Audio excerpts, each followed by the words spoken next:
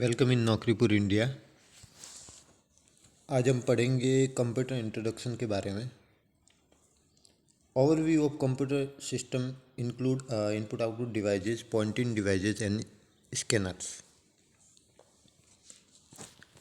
आज हम पहली क्लास स्टार्ट कर रहे हैं, जो एक बेसिक इंट्रोडक्शन होता है। काफ़ी बार कंपटीशन एग्ज़ाम में पूछा जाता है। अमूमन जो स्टूडेंट्स होते हैं वो गलत करके आते हैं। तो आज हम पढ़ते हैं basic input output working process. Computer system input output एक वर्किंग प्रोसेस पे काम करता है।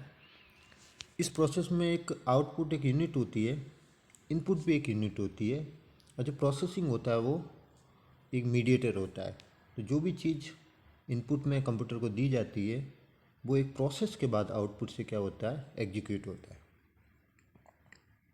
तो हम दूसरी भाषा में ये कह सकते हैं कि कंप्यूटर के जो सीपीयू के जो 3 प्रोसेस है, input, process and output. There are 3 type of system process. यहाँ पे हम जो 3 डायग्राम बता रहे हैं आपको, आईपीओ जिसको बोलते हैं, इनपुट आउटपुट ऑपरेशन, राइट। तो जो इनपुट डिवाइसेज है, इनपुट में कीबोर्ड आता है, कैमरा आता है, जॉयस्टिक आता है, मिक आता है। आगे हम बताएंगे इनके बारे में भी। वैसे ये इंग्लिश मीडियम में भी बताया जाता है स्टूडेंट को। जनरली कंपटीशन एग्जाम में हिंदी में भी पूछा जाता है, तो हम दोनों मीडियम में बताने की कोशिश करेंगे। ये आउटपुट है, मॉनिटर है, जो डिस्प्ले होता है, स्पीकर्स है, प्रिंटर है, ये आउटपुट डिवाइसेज होती है। सेंट्रल प्रोसेसिंग यूनिट में ये अर्थमेटिक लॉजिकल यूनिट होता है, कंट्रोल यूनिट होता है, रजिस्टर्स होते हैं, वो जो किससे कनेक्ट होते हैं, रैम और रोम, ये 2 टाइप की मेमोरीज होती है। आगे हम बढ़ते हैं इनपुट डिवाइसेज के बारे में। आपको पता ही है, मानव जो है, जो मानव की भाषा जो कंप्यूटर समझता नहीं है। कंप्यूटर को या तो मशीन लैंग्वेज चाहिए होती है या बाइनरी लैंग्वेज को समझता है। तो यूजर के डेटा को मशीन लैंग्वेज में कन्वर्ट करना है, बाइनरी लैंग्वेज में कन्वर्ट करना है, ये कंप्यूटर सिस्टम में बाय डिफ़ॉल्ट होता है। जबकि यूजर कंप्यूटर में डेटा इंफॉर्मेशन इंस्ट्रक्शन के रूप में क्या करता है, फीड करता है। और ये जो कंप्यूटर में दिए गए इनपुट होते हैं, उन डेटा और निर्देशों को जो मशीन लैंग्वेज, बाइनरी लैंग्वेज में कंप्यूटर क्या करता है, चेंज करता है और समझता है। उसके बाद उसको आउटपुट में क्या करता है, एग्जीक्यूट करता है। आगे मेन पढ़ते हैं, वे डिवाइसेज जिसके डेटा वो इंस्ट्रक्शन कंप्यूटर में एंटर किए जाते हैं उसको बोलते हैं इनपुट डिवाइसेज। सबको पता है जो इंस्ट्रक्शंस होते हैं, डेटा होते हैं, वो कंप्यूटर में अगर एंटर करना है तो वो इनपुट डिवाइसेज से ही होंगे। यूजर और सीपीयू, यूजर क्या करता है, डेटा और निर्देशों को, जो इंस्ट्रक्शंस होती है वो क्या करता है, इनपुट डिवाइसेज के थ्रू क्या करता है, फीड करता है। सीपीयू क्या करता है, उसको प्रोसेस करता है, और आउटपुट डिवाइसेज क्या करती है, डिस्प्ले करती है।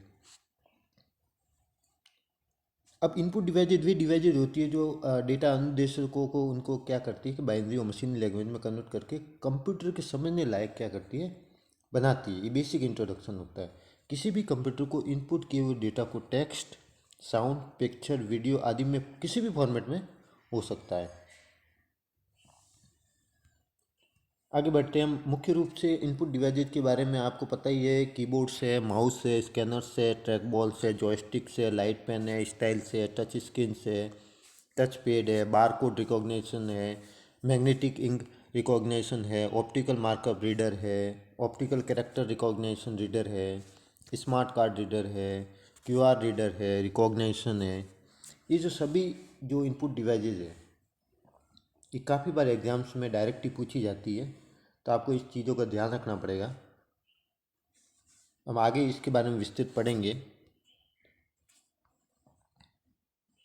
इसमें इनपुट डिवाइसेज में आपको डिजिटल कैमरे भी है, वेब कैमरा भी है, डिजिटलाइजर भी है, biometric sensor, microphones, voice recognition और किम्बल टैग रीडर जो है ये भी है। तो काफ़ी चीज़ें हैं जो इनपुट डिवाइसेज में आती है। वैसे इनपुट डिवाइसेज दो टाइप्स में बांटा गया है। एक आउटपुट इनपुट डिवाइसेस, या जिसको बोलते हैं ऑनलाइन इनपुट डिवाइसेस। एक होता है आउटपुट, ये ऑफलाइन इनपुट डिवाइसेस। एक ऑनलाइन होता है, एक ऑफलाइन इनपुट डिवाइसेस होती है। अब कौन सी ऑनलाइन होती है, कौन सी ऑफलाइन होती है, मैं आपको आगे बताता हूँ। ऑनलाइन जो इनपुट डिवाइसेज होती है, वे डिवाइसेज जो कंप्यूटर से डायरेक्ट कनेक्ट होकर डेटा को इनपुट करने का कार्य करती है, या ऑनलाइन इनपुट डिवाइसेस कहलाती है। जैसे आपको पता है कीबोर्ड, कीबोर्ड क्या है होता है कि ये डायरेक्टली कनेक्ट होता है कंप्यूटर से, और ये क्या करता है, इनपुट देने का काम करता है। तो ये ऑनलाइन इनपुट डिवाइसेस की श्रेणी में आएगा। आपको पता ही है, कीबोर्ड के बारे में एक ओवरव्यू देख लेते हैं। कीबोर्ड इलेक्ट्रोमैग्नेटिक इनपुट डिवाइस है, सबसे ज़्यादा इंपॉर्टेंट है। इलेक्ट्रोमैग्नेटिक कंप्यूटर डिवाइस है जो कंप्यूटर को अल्फा न्यूमेरिकल डेटा को एंटर करने, निर्देश करने हेतु प्रयुक्त होता है। कीबोर्ड का आविष्कार आपको एक फैक्ट के रूप में देना चाहता हूँ, 1868 में क्रिस्टोफर ने क्रिस्टोफर के द्वारा किया गया था। कीबोर्ड को primary input devices, standard input devices भी कहा जाता है। कीबोर्ड की जो लैंग्वेज होती है, क्वालिटी होती है, KWERTY, ये फर्स्ट रो होती है, सबसे अपर रो होती है। इस टाइप के कीबोर्ड की क्या करती है, रेंज आती है। नेक्स्ट बढ़ते हैं। हमारा ये रहा कीबोर्ड। 1 से लगा के 0 तक, 1 2 3 4 5 6 7 8 9 एंड 0, ये जो होती है ये न्यूमेरिकल की होती है, जिसको न्यूमेरिक की भी बोलते हैं। न्यूमेरिक की यहाँ पे भी है सुविधा के लिए, 1 to 9 एंड 0 इंक्लूडेड। उसके बाद फंक्शंस की बात करते हैं तो F1 to F12 ये फंक्शंस की होती है। ये 12 होती है फंक्शंस की, काफ़ी बार क्वेश्चन एग्जाम में पूछा भी जाता है। उसके बाद जो जितनी भी ये जो कीज होती है, KWRT YU IOP, जितनी भी कीज होती है यहाँ से यहाँ तक, स्पेस इंक्लूडेड, ये नॉर्मल कीज में आती है। इसके बाद हम बढ़ते हैं, ये जो अप डाउन लेफ्ट राइट होती है, नेविगेशनल कीज के नाम से भी जानी जाती है। ये आपको पता ही है, न्यूमेरिकल कीबोर्ड्स हैं। इसके बाद आपको बताता हूँ, ये इंडिकेटर्स है लॉक स्क्रीन के। अगर आप नंबर लॉक यूज़ करते हो तो यहाँ पे जो इंडिकेटर साइन ऑन होगा, कैप्स लॉक साइन ऑन होगा, और स्क्रॉल लॉक साइन ऑन होगा। ये कम्बाइनेशंस की होती है, इनके कंबाइन से शॉर्टकट से अपन किसी भी फंक्शन को परफॉर्म कर सकते हैं। नेक्स्ट आगे बढ़ते हैं।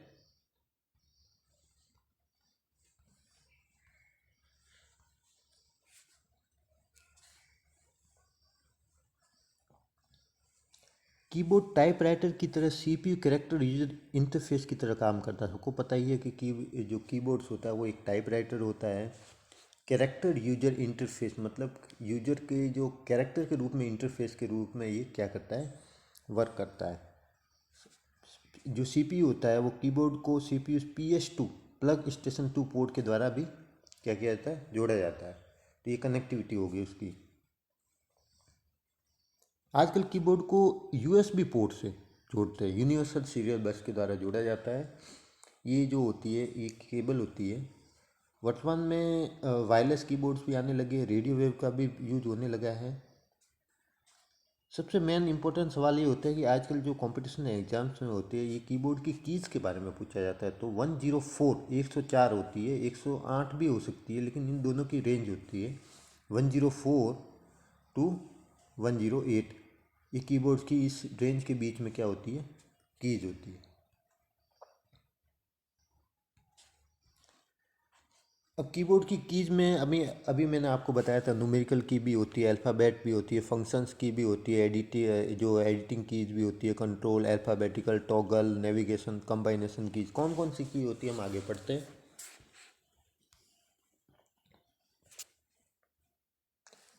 न्यूमेरिकल कीज राइट साइड में आपको पता ही है, कैलकुलेटर के रूप में स्थित बटनों की कीपैड होता है, जिसे न्यूमेरिकल कीपैड भी बोलते हैं। 17 बटन होते हैं, इसके अंदर 0 to 9 अंक होते हैं। न्यूमेरिकल की होती है जिसकी संख्या क्या होती है, ये 10 होती है। ये नम लॉक है, इसको अगर एक बार यूज करते हैं तो जो जितनी भी पेड की कीज होती है वो लॉक हो जाती है। अगर दूसरी बार उसको यूज करते हैं तो ये क्या हो जाता है, कीज ऑन हो जाती है। अल्फ़ाबेटिकल कीज, प्रत्येक कीबोर्ड में 26 अल्फ़ाबेटिकल कीज होती है, A to Z होती है। ये कैपिटल स्मॉल किसी भी रूप में होती है, दोनों रूपों में होती है। यदि कैप्स लॉक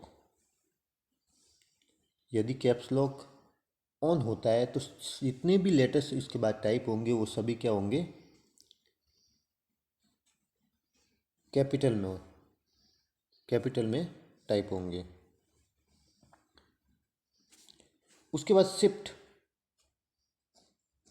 शिफ्ट में क्या होता है कि जो पर्टिकुलर जो वर्ड होता है जिसको शिफ्ट के बाद यूज किया जाता है वही कैपिटल में होगा। उसके बाद जितने भी आएंगे वो सभी क्या होंगे, स्मॉल में यूज आएंगे। ये सब बेसिक इंट्रोडक्शन है। आपको फंक्शंस की के बारे में नेक्स्ट बताते हैं। ये होती है फंक्शंस कीज। F1 से F12 12 होती है। अब इनका जो यूज है, कौन सी की कब यूज होती है, ये सबसे ज़्यादा इंपॉर्टेंट होता है कंपटीशन एग्जाम्स में। F1 की बात करते हैं। ये हेल्प के लिए होती है। अगर यूजर किसी भी प्रोग्राम में या किसी भी डॉक्यूमेंट या फाइल में वर्क कर रहा होता है, वहाँ पे अगर इनडायरेक्टली आपको हेल्प की ज़रूरत होती है तो आपको मेन्यू में जाने की ज़रूरत नहीं, आप डायरेक्ट ही किसी कीबोर्ड से आप कमांड देके हेल्प ले सकते हो। F1 हेल्प के लिए यूज आती है। F2 की बात करते हैं। ये रीनेम के लिए यूज आती है। किसी भी फाइल, फोल्डर, आइकन को नाम को चेंज करना है आपको, डायरेक्टली आप कीबोर्ड की सहायता से कमांड देना चाहते हैं तो F2 यूज कर सकते हैं। कंट्रोल F2 का अलग यूज है। ये कंट्रोल F2 है, ये प्रिंट प्रीव्यू के लिए होता है। जब कोई भी जो कंट्रोल P यूज करता है, प्रिंट के लिए करता है, तो प्रिंट देने से पहले अमूमन यूजर उस प्रिंट को प्रीव्यू को चेक करता है कि वो प्रीव्यू जो है लैंडस्केप मोड में है या पोर्ट्रेट मोड में। तो कंट्रोल F2 प्रिंट प्रीव्यू के लिए यूज आता है। F3 की बात करते हैं तो ये सर्च के लिए यूज आता है। कंप्यूटर सिस्टम में किसी फाइल को, फोल्डर को या आइकन को या प्रोग्राम को सर्च करना है तो आपको डायरेक्टली कीबोर्ड की सहायता से F3 कमांड देंगे। F4 की बात करते हैं तो repeat last action in MS word. MS word में F4 यूज होगा। जो रिपीट लास्ट जो एक्शन होगा उसको वापस दोहराने के लिए यूज होगा। उसको हम रीडो की सहायता से भी बोलते हैं। एक होता है रीडो होता है, एक होता है अंडो। एक रीडो होता है, एक होता है अंडो। रीडो जो होता है रिपीट लास्ट एक्शन के लिए होता है, वो अंडो इसके जस्ट ऑपोजिट यूज आता है। Alt F4 close any program. किसी भी प्रोग्राम जो अपन यूज कर रहे हैं या यूजर वर्क कर रहा होता है, डायरेक्टली इस विंडो को बंद करने के लिए Alt F4 यूज किया जाता है। ये जनरली सबको, लगभग सभी को पता होता है Alt F4 का यूज। F5 कंप्यूटर हम जब बूटिंग के बाद स्टार्ट करते हैं तो मोस्टली यूजर F5 का प्रयोग करते हैं। F5 जनरली रिफ्रेश के लिए यूज होता है, या फिर हम कीबोर्ड क्या माउस की सहायता से भी अपन रिप्लेस कर सकते हैं इस चीज़ को।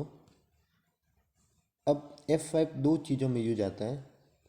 एक तो रिफ्रेश के लिए, जब कंप्यूटर बूटिंग के बाद कंप्यूटर स्टार्ट होता है, जब एक अपन F5 का यूज MS पावर पॉइंट में स्लाइड शो के लिए यूज करते हैं। अगर कोई भी माइक्रोसॉफ्ट पावर पॉइंट में कोई भी स्लाइड अपन जो है क्रिएट करता है तो उसको शो स्टार्ट करने के लिए हम डायरेक्टली F5 का यूज करते हैं। F6 की बात करते हैं। ये किसी भी वेब ब्राउज़र के एड्रेस बार में जाने के लिए होता है। कोई भी वेब ब्राउज़र अगर आप एड्रेस बार में डायरेक्टली जाना चाहते हो तो F6 का यूज़ करेंगे। अब आपको करते हैं F7 spelling and grammatical error को चेक करने के लिए। काफ़ी बार एग्जाम में पूछा जाता है। स्पेलिंग एंड ग्रामेटिकल एरर जो होती है उसको सॉल्व करने के लिए F7 जो कीज होती है उसको क्या करते हैं, यूज़ करते हैं। उसके बाद बात करते हैं F8 के लिए। MS वर्ड में दो बार F8 को दबाने पर कोई भी जो वर्ड होता है वो सिलेक्ट हो जाता है। कोई भी वर्ड जो होता है वो सिलेक्ट हो जाता है। MS वर्ड में अगर तीन बार, दो बार यूज किया है तो वर्ड सिलेक्ट हो जाएगा, तीन बार अगर उसको प्रेस करेंगे तो लाइन या पैराग्राफ पूरा क्या हो जाएगा, सिलेक्ट हो जाएगा। अब F8 की बात करते हैं तो कंप्यूटर सिस्टम को ऑन करते समय बूट मेनू में जाने के लिए डायरेक्टली हम अगर बूट मेनू में जाते हैं तो हम F8 का इस्तेमाल करेंगे। F9 ईमेल सेंड या रिसीव। माइक्रोसॉफ्ट ईमेल को भेजने या प्राप्त करने के लिए F9 का यूज करते हैं MS आउटलुक के अंदर।